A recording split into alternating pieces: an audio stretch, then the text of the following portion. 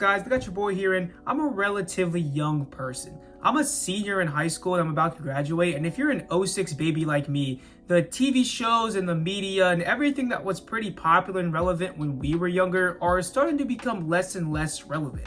And because of that, we're starting to feel nostalgia. And it's pretty interesting to feel nostalgia for the first time, to go back and look at the way things were.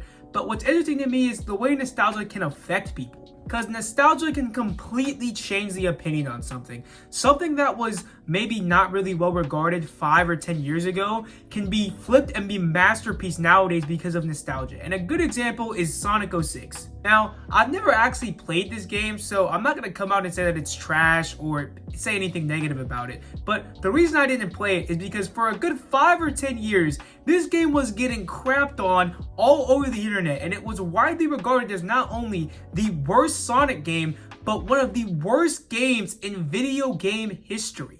There are tons of compilations on YouTube showcasing the bugs and the bad level design of the game, not to mention the fact that a grown woman kissed a corpse of a dead hedgehog, and by the game's standards, it technically didn't even happen. The game got a 46% on Metacritic, and that consensus pretty much stayed across the board on all media sites. But funny enough, as time is going on, that consensus is starting to change.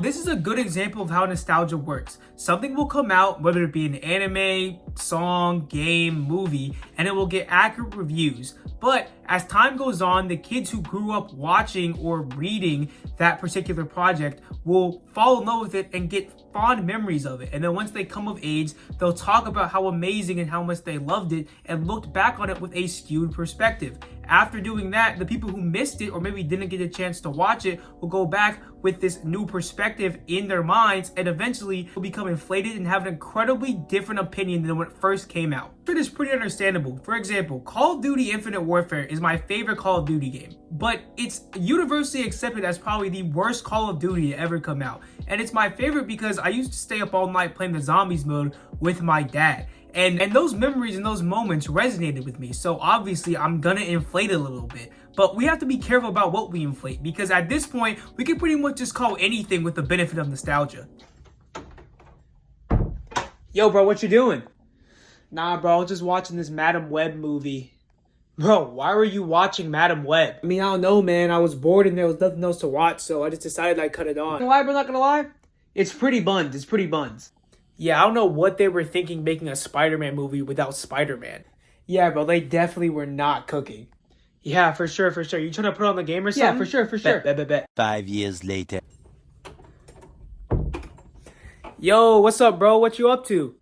Oh, nah, man. I'm just watching Madam Web. Bro, like, why are you still watching Madam Web? Because it's peak. Bro, what? I remember you clowning on it a couple years ago. See, I was a different man back then, blind to true cinema. I didn't see the work of art that was before me. This is truly a masterpiece. Bro, what are you talking about? No, hush. Look at this. Tell me this is not a masterpiece in front of your eyes. Nah, bro, are we looking at the same thing? No, you know what? A matter of fact, hashtag Madam Web 2. Oh, no!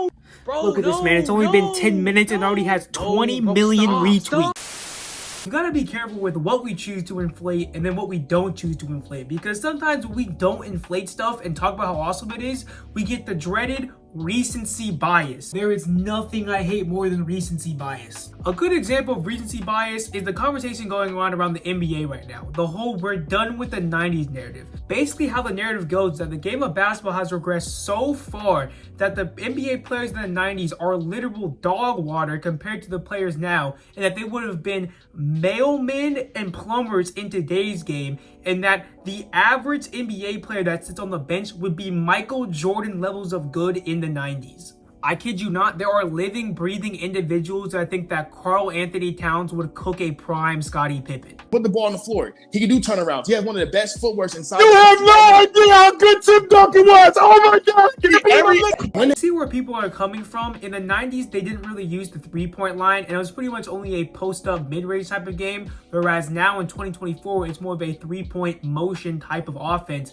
But you cannot act like somebody like Michael Jordan or Larry Bird would not have been good in this today's game, bro. Michael Jordan dropped a double nickel in some Jordan 1s. Not only take into account that a double nickel has been done seldom times since then, the fact that he did it in some Jordan 1s. Bro, have you ever tried to hoop in some Jordan 1s? No, let alone walk in some Jordan 1s. It feels like your feet are literally about to explode. He would have been fine in the 2000s, dog.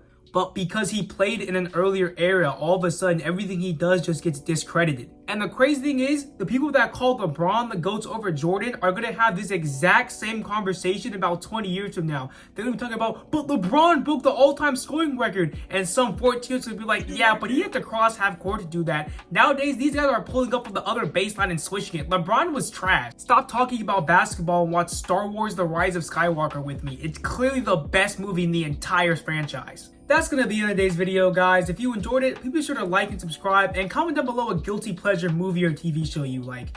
And yeah, guys, thanks for watching. Please be sure to hit that subscribe button. I'm trying to get to 1,000 subs, and God bless. Thanks for watching.